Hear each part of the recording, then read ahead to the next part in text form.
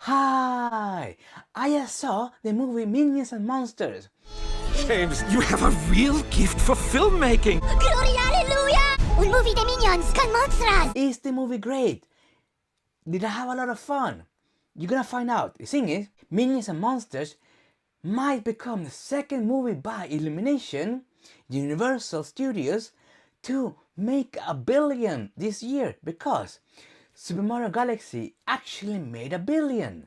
So, could Minions and Monsters be the second Universal movie, Illumination movie to make $1 billion? You're gonna find out because this movie is gonna attract a lot of butts in those seats because it's a lot of fun. Or is it? Okay. Humphrey. Piñata. Carbonara. Lasagna.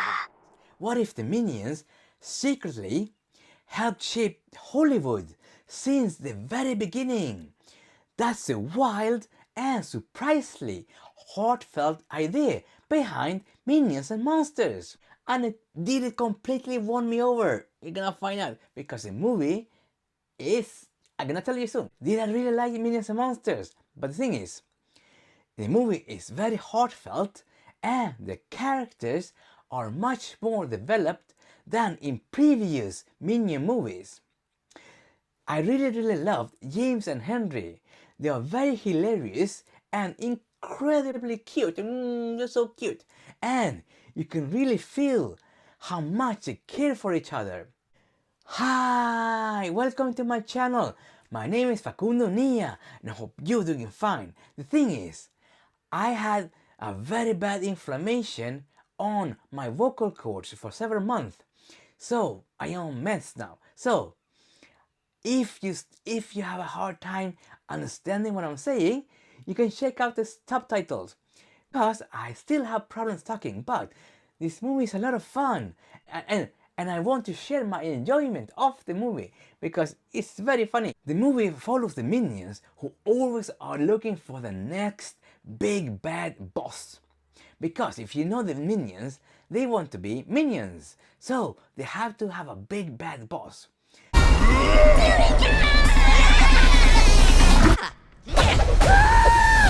That somehow by accident they always like unalive by accident. So they're searching for the next big boss.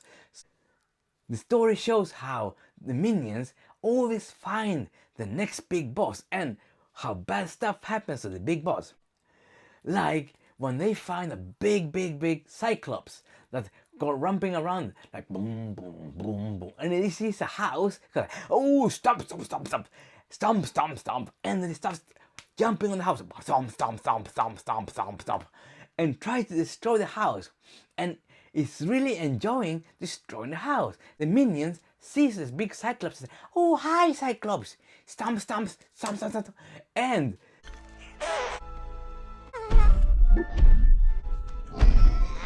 so the Minions actually create a house for the Cyclops, and the Cyclops like, I like it here. Yes, it's very nice, very nice.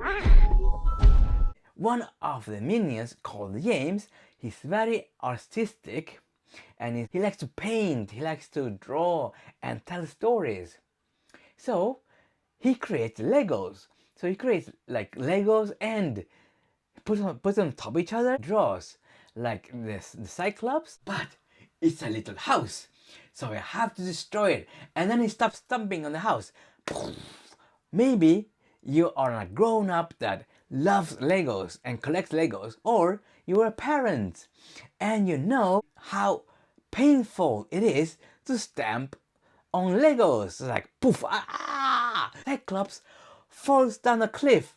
That scene is so hilarious. All the Minions are actually very mad at James, except one, and that's Henry. Henry had a hoot.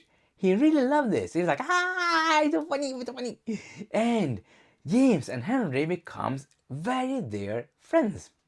And they're so cute, it's so cute. You can see how much they like each other because James is very artistic and he likes to paint. And Henry, he's very supportive. It's like, oh, your art is so magnificent. magnificent, banana, banana, banana. But they can't talk. So that's actually a big part of the movie. So after the big Cyclops, they find a big, powerful wizard. Like, it has a book, and the book is like, Bamba Yamba Bamba Yambo Shazam, Shazam, Abracadabra, Shazam, Shazam. And James is like, and Henry, this book looks funny. Let's read from it. So they're like, Mambo Yambo, Alakasam, Shazam. And they're conjuring some kind of evil monster. That's very, very cute. It's like having like rays coming out and accidentally analyze another big boss. All the minions are very, very mad at James and Henry. But then it's a third one named Ed. It's like, the book. The book looks like a lot of fun, he thinks, because Ed can't talk. So he grabs the book and they walk off. So Ed, James and Henry becomes friends. The next funny part of the movie is when James, Henry, Ed and the rest of the minions Are back! Oh, in minion vision!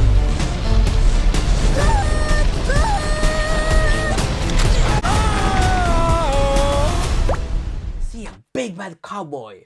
Is it the ugly, the good, or the bad? I think it's a bad cowboy. But the thing is, the cowboy's like and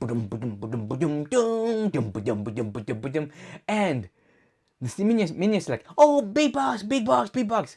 And the minions see how lots of policemen are chasing this big boss.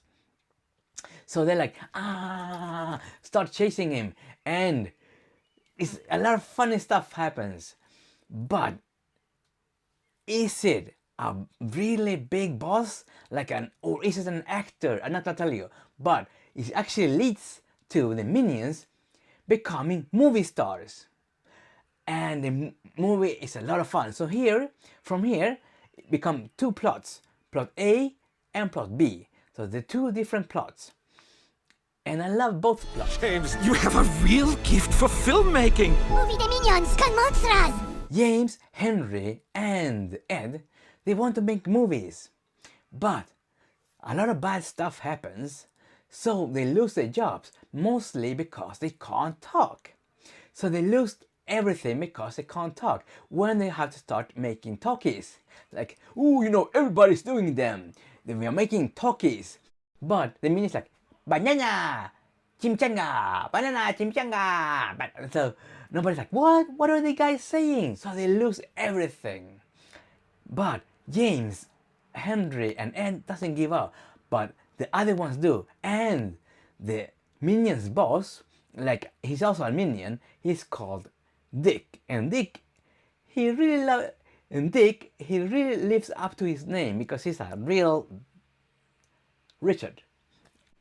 And Dick and the rest of the minions, they found somebody who could be an alien because he looks like a robot. Is this a real robot, or is it a human pretending to be a robot? We don't know yet, and I'm not gonna spoil it for you. But that subplot is a lot of fun too. And the movie is kind of very progressive because there is a female character named Debbie, is seen around the movie a lot. And she's like, women have the right to vote. Women should have the right to vote, because the movie is set in the 1920s. Women have the right to vote. And she meets this droid, this android, this robot guy, and maybe they're gonna become a couple.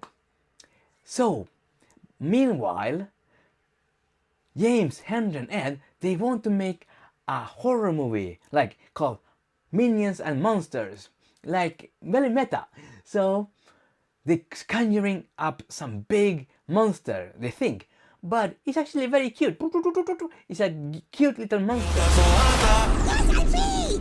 Okay. But he's very evilish, but he's like, and he manipulates them to do stuff, and they're like, so cute, but you should be scary. But then he says, you know what? My name is Gumi, and I can bring you to some evil, scary monsters, but you have to come with me. So eventually, both storylines collide in a massive showdown. at the movie studio. This movie is lots of fun. It has tanks, it has aliens maybe, it has monsters, it has minions, and full of love and friendship, and it's very, very cute.